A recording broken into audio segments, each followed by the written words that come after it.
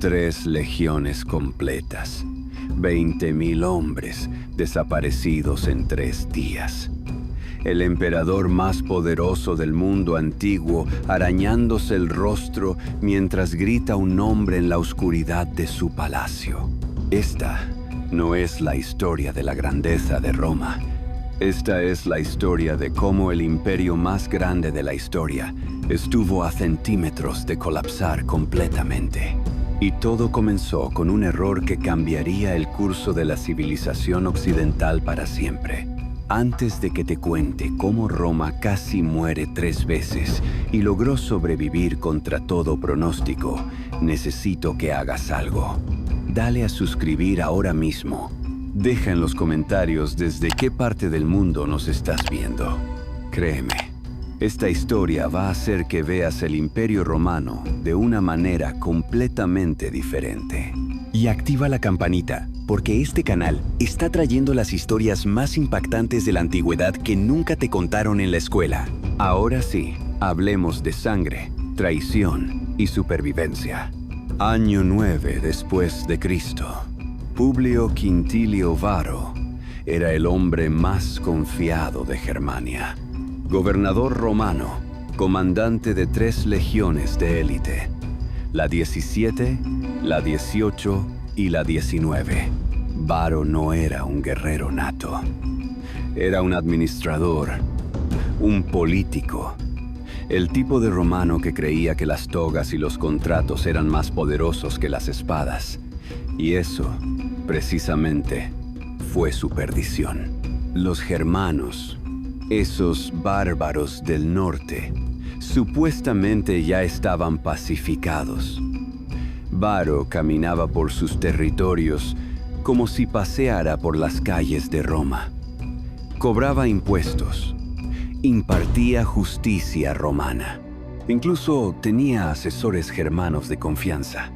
Uno de ellos se llamaba Arminio, un joven noble germano que había servido en el ejército romano, que hablaba latín perfectamente, que conocía las tácticas militares romanas mejor que muchos legionarios. Varo confiaba en él como en un hijo. Lo que Varo no sabía es que Arminio lo odiaba con cada fibra de su ser. Septiembre del año 9. Varo recibe noticias de una rebelión menor en el norte de Germania. Nada preocupante. Rutina. Arminio le sugiere un atajo a través del bosque de Teutoburgo para llegar más rápido y sofocar la revuelta. Varo acepta. 3 legiones completas, con sus auxiliares, sus familias, sus bagajes. 20.000 personas adentrándose en un bosque denso, estrecho, lodoso. El tipo de terreno donde la formación romana, esa máquina de guerra perfecta, no puede desplegarse correctamente. Y entonces comenzó la pesadilla. Los primeros ataques llegaron desde los árboles. Flechas, jabalinas, guerreros germanos materializándose de la niebla como fantasmas. Los romanos intentaron formar las líneas, pero no había espacio. Los caminos estaban bloqueados con árboles caídos. Las columnas se fragmentaron. El pánico se apoderó de hombres que habían conquistado medio mundo conocido. Durante 3 días los germanos cazaron a los romanos como animales. No fue una batalla, fue una masacre organizada. Los legionarios morían atrapados en el barro, incapaces de usar sus tácticas superiores. Los oficiales caían uno tras otro. Y Varo, el hombre que había confiado ciegamente en la civilización romana, se dio cuenta demasiado tarde de que había llevado a 20.000 personas a una trampa mortal. El tercer día, rodeado por los cadáveres de sus hombres, con su ejército destruido y su honor en ruinas, Varo hizo lo único que un romano de su posición podía hacer. Tomó su espada y se la clavó en el estómago. Prefirió el suicidio antes que la captura. Su cuerpo fue decapitado por los germanos y su cabeza enviada como trofeo entre las tribus. Pero lo peor no fue la muerte de Varo.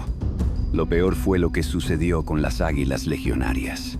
Cada legión romana llevaba un águila de oro, un estandarte sagrado, el símbolo de Roma misma.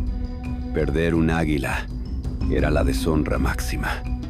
En Teutoburgo, Roma perdió 3 de golpe. Los germanos las clavaron en árboles como trofeos. Era como si le arrancaran el corazón al imperio y lo exhibieran pudriéndose en el bosque. Cuando las noticias llegaron a Roma, el emperador Augusto, el hombre que había convertido a Roma de república en imperio, el político más astuto de su era, se desmoronó. Las fuentes históricas cuentan que durante meses golpeaba su cabeza contra las paredes de palacio gritando: «Varo, devuélveme mis legiones». 3 legiones, 1/8 del ejército romano profesional, esfumadas. Y con ellas, el sueño de conquistar Germania. Las consecuencias fueron catastróficas. Roma tuvo que retroceder al río Rin y fortificar la frontera. Germania nunca sería romana, y eso cambió toda la historia europea. Si Roma hubiera conquistado Germania, no existiría Alemania como la conocemos. El alemán probablemente no existiría como idioma. Toda la estructura de Europa Central sería radicalmente diferente. Pero espera, porque Teutoburgo no fue la única vez que Roma casi colapsa. De hecho, hubo una derrota aún más devastadora, una que ocurrió siglos antes y que estuvo a punto de borrar a Roma del mapa para siempre. Y aquí es donde aparece el hombre que hizo temblar a Roma más que nadie en su historia. Un genio militar que los romanos mencionaban con terror absoluto durante generaciones. Un hombre que hacía que las madres romanas amenazaran a sus hijos diciendo: «Si no te portas bien, vendrá Aníbal». Retrocedamos al año 218 a.C. Roma controlaba Italia, pero apenas estaba emergiendo como potencia mediterránea. Su gran rival era Cartago, la superpotencia comercial del norte de África. Ya habían tenido una guerra, la primera guerra púnica, y Roma había ganado. Cartago tuvo que pagar indemnizaciones humillantes y perder territorios, pero los cartagineses no olvidaban. Aníbal Barca tenía 26 años cuando se convirtió en el comandante del ejército cartaginés en Hispania. Hijo de Amílcar Barca, el gran general que había jurado odio eterno a Roma, Aníbal había crecido respirando venganza. Las fuentes cuentan que cuando era niño, su padre lo llevó ante un altar y le hizo jurar que nunca sería amigo de Roma. Y Aníbal cumplió su juramento de la manera más espectacular posible. En lugar de esperar a que Roma atacara Cartago, Aníbal decidió hacer lo impensable: invadir Italia. Pero no por mar, donde la flota romana era superior. No, Aníbal decidió marchar desde Hispania, cruzar los Pirineos, atravesar la Galia y cruzar los Alpes con un ejército de 50.000 hombres y 37 elefantes de guerra. Los Alpes, en invierno. Los romanos pensaron que era imposible. Los generales romanos se rieron cuando llegaron las noticias.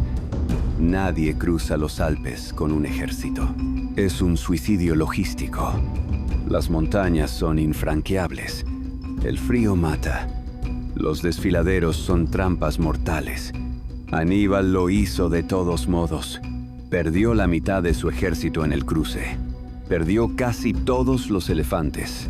Pero cuando emergió del otro lado de las montañas y descendió hacia las llanuras del norte de Italia, los romanos se dieron cuenta de que tenían un problema mucho mayor de lo que imaginaban. Aníbal no era solo valiente, era un genio táctico. Uno de los más grandes comandantes militares de toda la historia humana. Durante los siguientes 15 años, Aníbal devastaría Italia. Primera batalla, Trebia. Roma envió un ejército a detenerlo. Aníbal los atrajo a cruzar un río helado y luego los masacró con una emboscada perfectamente ejecutada. Victoria cartaginesa. Segunda batalla, Lago Trasimeno. Aníbal tendió una trampa en una niebla matutina. Un ejército romano completo fue empujado al lago y ahogado o masacrado en la orilla. 15.000 romanos muertos en unas pocas horas. Victoria cartaginesa. Roma estaba en pánico. 2 ejércitos consulares destruidos. Aníbal marchaba libremente por Italia, quemando ciudades, liberando esclavos, convenciendo a los aliados de Roma de cambiar de bando. Los senadores romanos discutían si evacuar la ciudad. Algunos proponían pedir la paz y aceptar términos humillantes. Pero Roma no se rendiría. En su lugar, decidieron reunir el ejército más grande que habían creado jamás. 8 legiones completas, 80.000 hombres, infantería pesada, caballería, aliados itálicos. Lo mejor que Roma podía ofrecer. Lo pusieron bajo el mando de 2 cónsules, Cayo Terencio Varrón y Lucio Emilio Paulo. El plan era simple: aplastar a Aníbal con números superiores, destruir al cartaginés de una vez por todas. Agosto del año 216 a.C., llanura de Canas, en el sur de Italia. 80.000 romanos contra 50.000 cartagineses. Roma tenía superioridad numérica clara. Según todas las lógicas militares de la época, deberían haber ganado. Lo que sucedió ese día es estudiado en academias militares hasta el día de hoy como la emboscada táctica perfecta. Aníbal colocó a su infantería en el centro, pero la organizó en forma convexa, sobresaliendo hacia los romanos. Los flancos eran más fuertes, el centro deliberadamente débil. Los romanos atacaron exactamente donde Aníbal quería, el centro. La línea cartaginesa empezó a retroceder. Los romanos pensaron que estaban ganando. Empujaron más fuerte, adentrándose en la formación cartaginesa como un puño hundiéndose en una almohada. Y entonces Aníbal cerró la trampa. Los flancos cartagineses se cerraron sobre los romanos como mandíbulas. La caballería cartaginesa, que había destrozado a la caballería romana en los flancos, regresó y atacó por la retaguardia. En cuestión de minutos, 80.000 romanos estaban completamente rodeados en un espacio cada vez más pequeño. Lo que siguió fue una carnicería industrial. Los romanos no podían maniobrar, no podían usar sus armas correctamente. Estaban tan apretados que los hombres en el centro del cerco ni siquiera podían levantar los brazos. Simplemente esperaban su turno para morir mientras los cartagineses los masacraban metódicamente desde todos los ángulos. 50.000 romanos murieron ese día. 50.000. En una sola tarde, el cónsul Lucio Emilio Paulo murió en combate. El otro cónsul, Varrón, escapó con apenas 70 jinetes. Fue la peor derrota militar en la historia de Roma. Proporcionalmente, fue peor que Teutoburgo. Peor que cualquier cosa que Roma experimentaría jamás. Cuando las noticias llegaron a Roma, la ciudad se paralizó. No había familia que no hubiera perdido a alguien. El luto era universal. Las madres se arrancaban el cabello en las calles. Los niños quedaron huérfanos por miles. Roma misma estaba prácticamente indefensa. Aníbal estaba a pocos días de marcha de las murallas de la ciudad. Y aquí viene uno de los momentos más fascinantes de la historia. Uno de los oficiales de Aníbal, Marbal, le rogó que marchara inmediatamente sobre Roma. «Dame la caballería. En 5 días cenarás en el Capitolio». Aníbal se negó. Decidió consolidar sus conquistas en el sur de Italia primero. Marbal respondió con una frase que se volvería famosa. «Aníbal, sabes cómo ganar una batalla, pero no sabes cómo aprovechar la victoria». Es uno de los grandes «qué hubiera pasado» de la historia. Si Aníbal hubiera marchado sobre Roma inmediatamente después de Canas, cuando la ciudad estaba en shock total, sin ejércitos, sin defensas, probablemente hubiera caído. Y con Roma destruida, toda la historia occidental cambia completamente. No hay imperio romano, no hay legado romano, no hay derecho romano, no hay cristianismo expandiéndose por Europa. La civilización occidental tal como la conocemos simplemente no existiría.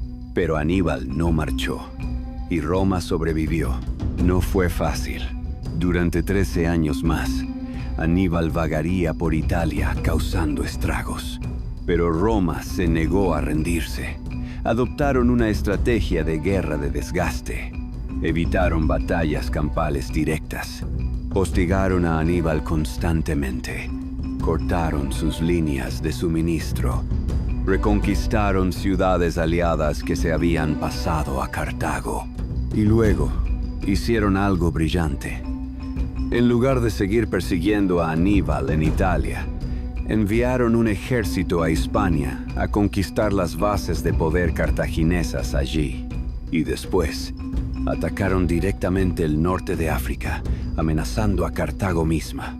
Finalmente, Aníbal tuvo que regresar a casa para defender su propia ciudad.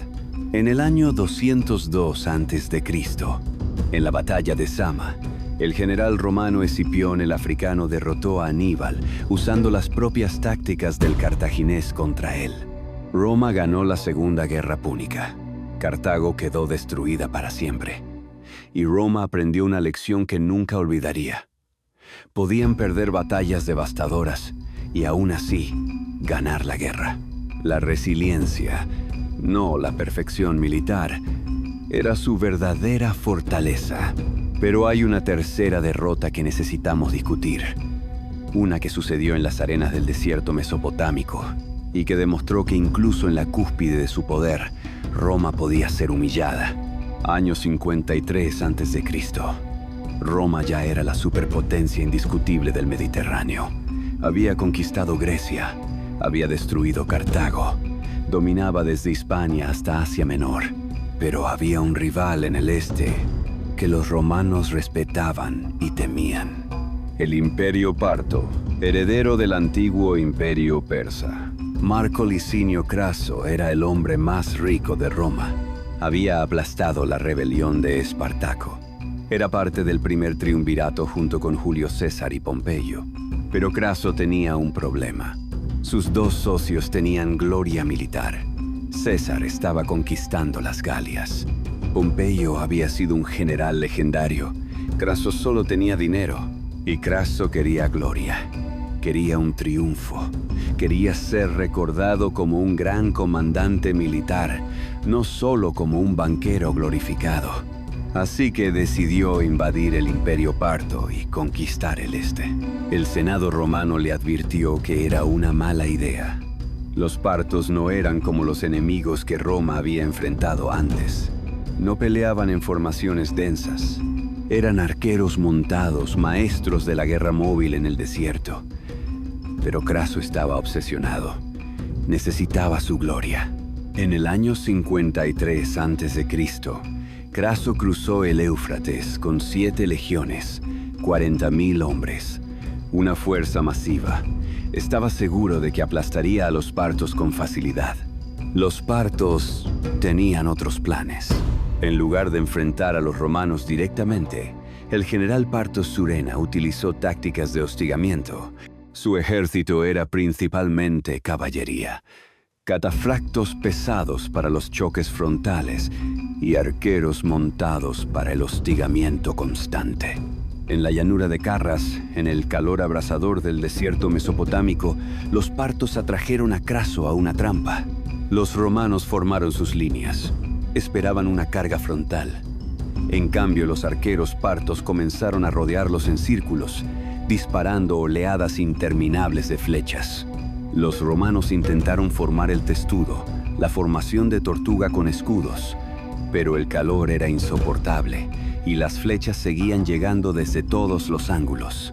Cuando los romanos intentaban cargar, los partos simplemente galopaban lejos, manteniéndose fuera de alcance, y seguían disparando.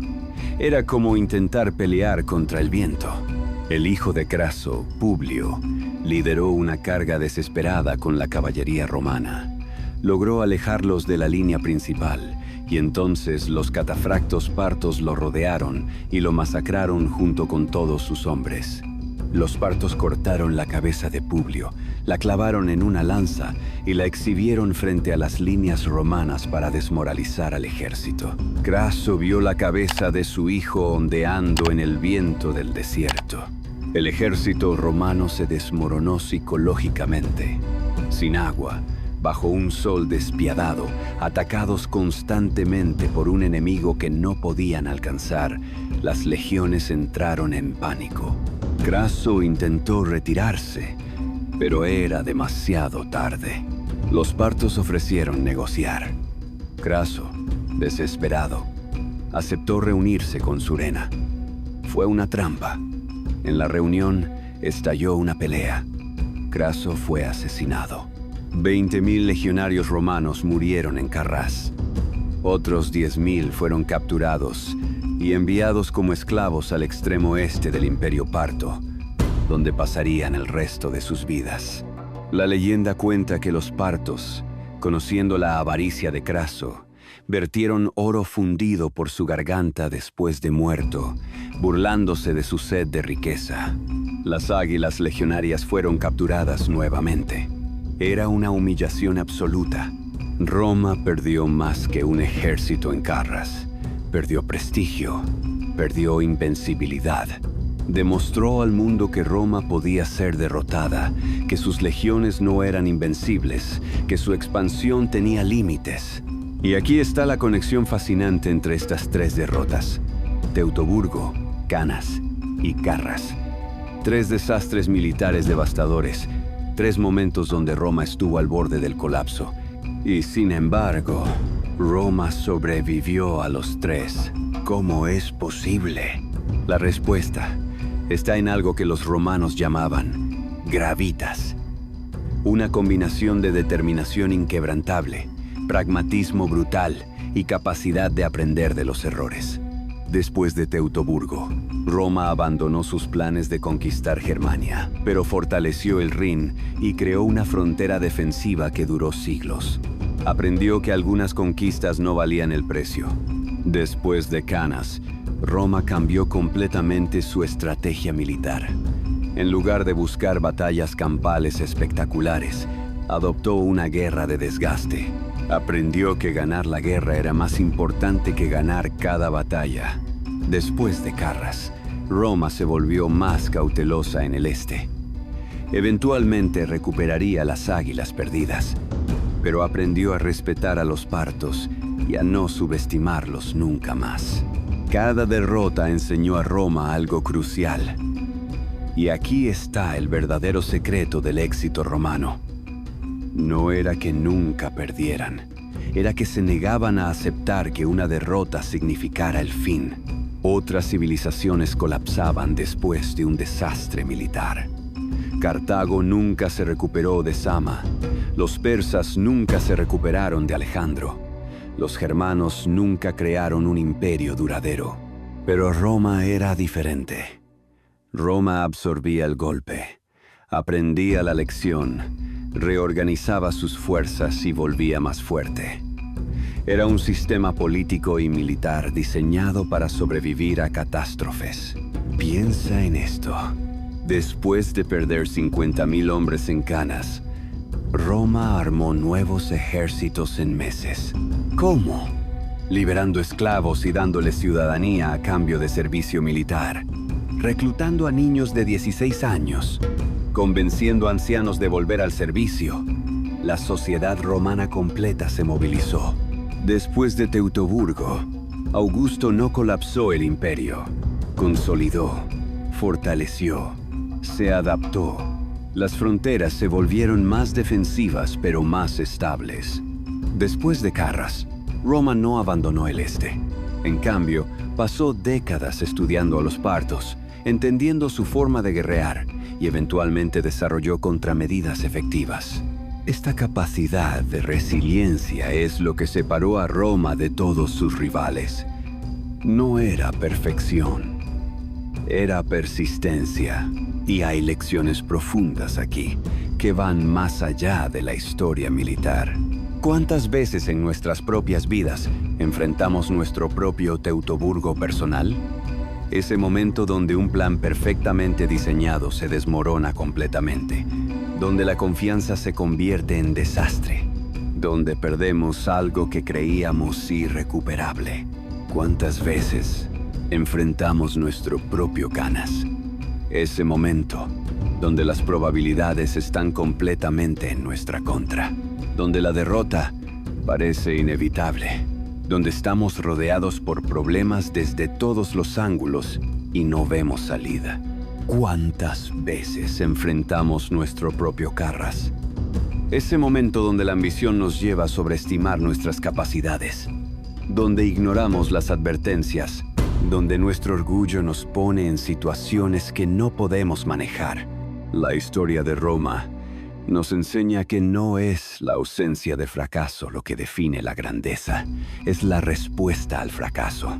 Roma perdió 20.000 hombres en Teutoburgo, pero el imperio duró 400 años más después de eso.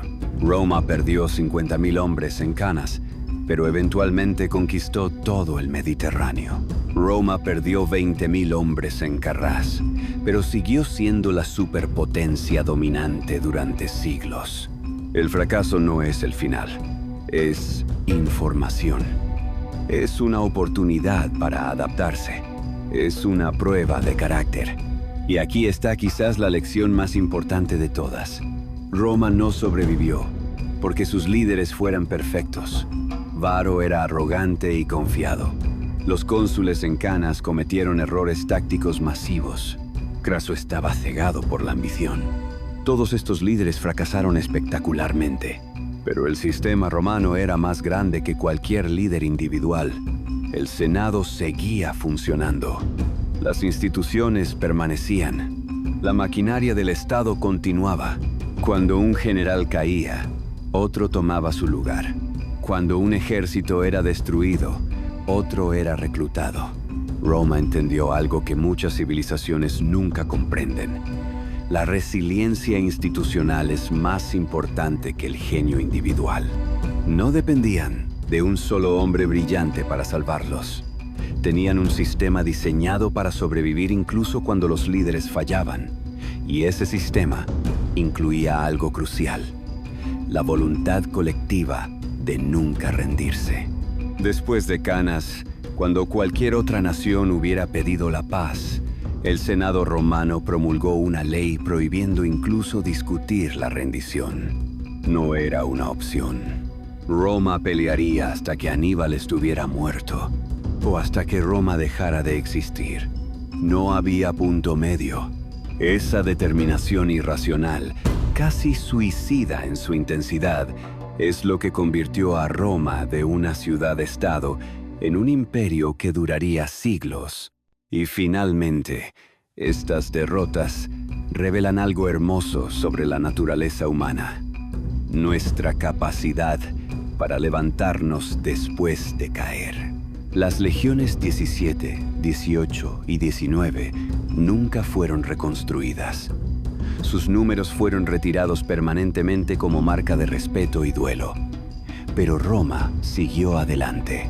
Los 50.000 muertos en Canas fueron llorados, pero sus sacrificios no fueron en vano. Su muerte compró tiempo para que Roma se reorganizara y finalmente ganara. Los 20.000 perdidos en Carrás fueron recordados como mártires que enseñaron a Roma los límites de su poder.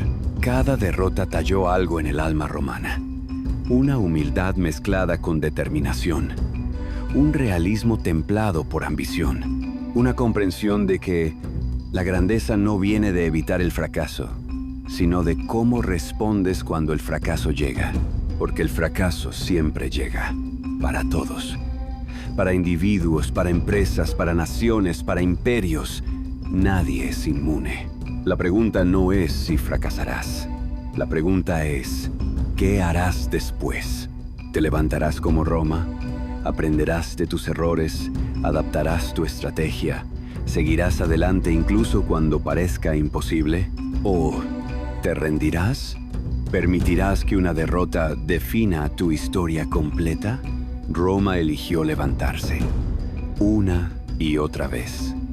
Y esa elección repetida a través de generaciones, es lo que construyó uno de los imperios más grandes que el mundo ha visto jamás. Cuando Augusto gritaba, «Varo, devuélveme mis legiones», no estaba solo lamentando soldados perdidos. Estaba expresando el dolor de un imperio que había creído que era invencible y descubrió que era vulnerable. Pero ese dolor no lo destruyó, lo fortaleció. Le enseñó cautela, le enseñó límites, le enseñó que incluso Roma podía sangrar. Y esa lección, por dolorosa que fuera, ayudó a que el imperio durara otros 4 siglos. Así que la próxima vez que enfrentes tu propio bosque de Teutoburgo, tu propia llanura de Canas, tu propio desierto de Carras, recuerda, Roma tembló, Roma sangró, Roma lloró a sus muertos, pero Roma nunca se rindió. Y esa es la diferencia entre los que sobreviven y los que no. Entre los que construyen algo duradero y los que se desvanecen en la historia. Entre los que son recordados y los que son olvidados. Roma te está enseñando desde hace 2000 años la misma lección. El fracaso es inevitable, pero la derrota es opcional. Elige sabiamente. Si esta historia te ha impactado, si te ha hecho ver el Imperio Romano bajo una luz completamente nueva, necesito que hagas algo ahora mismo. Dale like a este video. Compártelo con alguien que necesite escuchar esta lección de resiliencia. Suscríbete al canal, porque cada semana estamos trayendo historias de la antigüedad que cambiarán tu perspectiva sobre la historia y sobre la vida. Comenta qué otra gran derrota histórica quieres que cubramos. La caída de Constantinopla, la derrota de los espartanos, el colapso del Imperio Azteca. Dímelo en los comentarios. Y recuerda, cuando la vida te golpee, cuando enfrentes tu propio momento, Varo, devuélveme mis legiones, responde como Roma. Levántate, aprende y sigue adelante. Nos vemos en el próximo video. Y nunca olvides que la historia no la escriben los que nunca caen, sino los que se levantan una vez más de lo que fueron derribados.